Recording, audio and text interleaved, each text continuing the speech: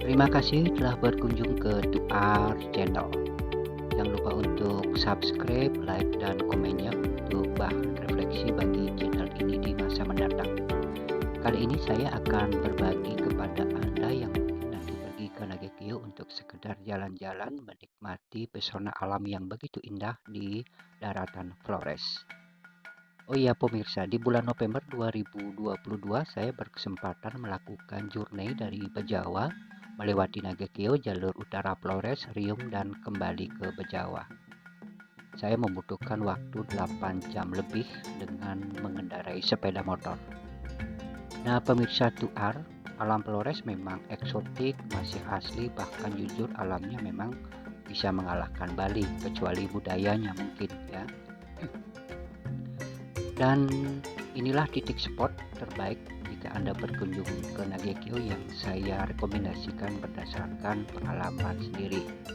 Jadi yang pertama adalah kampung adat Tutu Bada.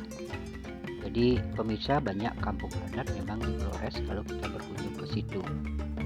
Begitupun juga di Nagekio. Salah satu yang mudah dijangkau adalah kampung adat Tutu Bada yang terletak di Desa Rendu. Nah kemudian pemirsa, setelah saya puas di sini, tidak jauh dari kampung ini di sebelah utara itu ada namanya Tanjung Tutu Bada.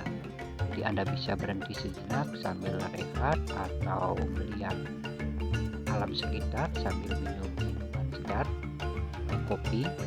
Saya melanjutkan perjalanan untuk menuju Batu Kodok yang juga favorit untuk dikunjungi. Di pinggir jalan memang tampak batu besar yang sepintas bentuknya seperti kodok. Batu ini berada di tepi jalan Kelurahan Golo Bay, Kecamatan Aisesa, Nagekio. Anda bisa melanjutkan perjalanan ke utara dengan mengunjungi misalnya adalah bendungan terbesar yang ada di Nagekio, yaitu Bendungan Sutami yang terletak di Embai.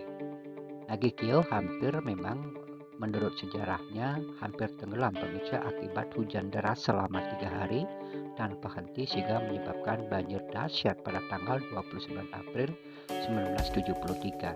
Jadi berpengalaman dengan musibah tersebut agar tidak terulang lagi di masa yang akan datang, maka dibangunlah bendungan di samping untuk menghindari bencana juga untuk irigasi. Sehingga akhirnya bendungan ini dapat terselesaikan di tahun 1975 yang diresmikan oleh Menteri PU pada waktu itu yaitu Insinyur Sutami. Bendungan ini memang digadang-gadang mampu mengairi 6.500 hektar persawahan dengan kapasitas air sebesar 7.800 liter per detik. Nah pemirsa, berikutnya saya melanjutkan perjalanan melewati kota Nagekio untuk menjajal lintas utara Nagekio. Jadi memang beberapa tahun belakangan ini jalur dari Nagekio menuju Lengkosambi atau Riung sudah katanya diperbaiki, dan saya ingin melihat bagaimana situasi perkembangan dan hasil akhir dari proyek tersebut dan bagaimana situasi terkini jalan jalur Nagekio menuju Riung. Mari kita simak. Nah inilah jalurnya pemirsa, seperti Anda saksikan jalan lumayan lebar dan rasa memang masih sepi, lalu lalang kendaraan masih sedikit. Sepanjang perjalanan Anda dapat menikmati pemandangan sisi kanan dan di sisi kiri dengan perbukitan dengan batuan, pohon-pohon betu yang memang waktu saya lewat itu tampak menguning mungkin karena sedang musim kemarau. Jadi yang jelas pemandangan sepanjang jalan untuk menuju ke Riung itu sangat indah. Dan pemirsa, Anda harus berhati-hati jika melintas karena banyak binatang piaraan yang melintas bahkan berada di jalan. Hal ini dikarenakan karena binatang seperti kambing dilepas begitu saja oleh pemiliknya sehingga kerap bermain di jalan raya. Atau karena memang jalan rayanya hangat, sangat cocok untuk istirahat atau memang mencari sesuatu. Nah pemirsa, sepanjang perjalanan ke arah selatan Anda akan disuguhkan pemandangan perbukitan baik di sisi kiri dan kanan yang sangat indah dengan kontur tanah berbatuan yang berwarna-warni. Jadi pemirsa, terlihat masih alami, tenang, dan juga damai. Untuk sampai ke Lekosambi membutuhkan kira-kira 40 menit, ini tergantung dari kecepatan mobil atau sepeda motor. Nah, setelah sampai di Lekosambi, saya belok kanan menuju Pantai Watu Jajar yang merupakan wisata favorit juga yang berada di Kecamatan Riung. Jadi kawasan Pantai Watu Jajar ini berada di Desa Lekosambi Utara.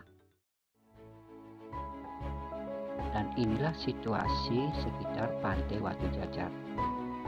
Masih sepi pemirsa, alami dan pemandangan yang luar biasa. Jadi di sebelah kanan yang tampak hamparan pantai pasir dan juga Tanjung Batu Jajar. Tampak jajaran pulau yang dinamakan juga 17 pulau. Saya tidak ke sana pemirsa, jadi hanya melihat dari pinggir pantai.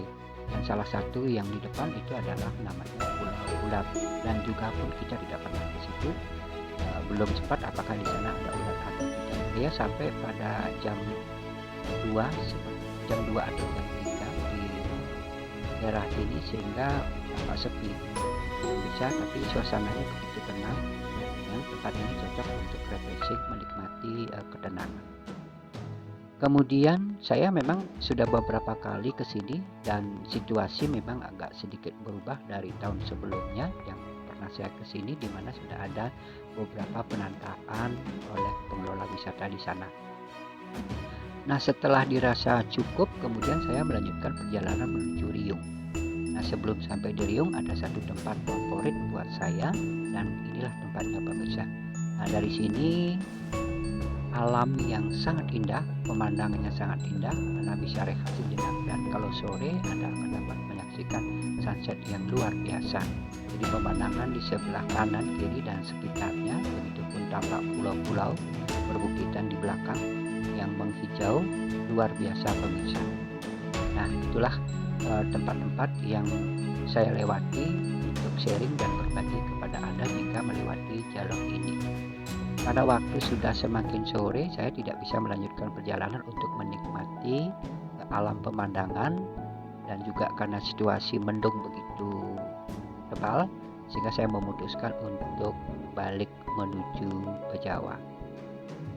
Nah, itulah pengalaman sedikit yang kami bagi kepada Anda, dan semoga ada manfaatnya tentang kasanah tempat-tempat wisata yang ada di jalur Nagekeo, kemudian Lekosambi, Riung, dan sebagainya.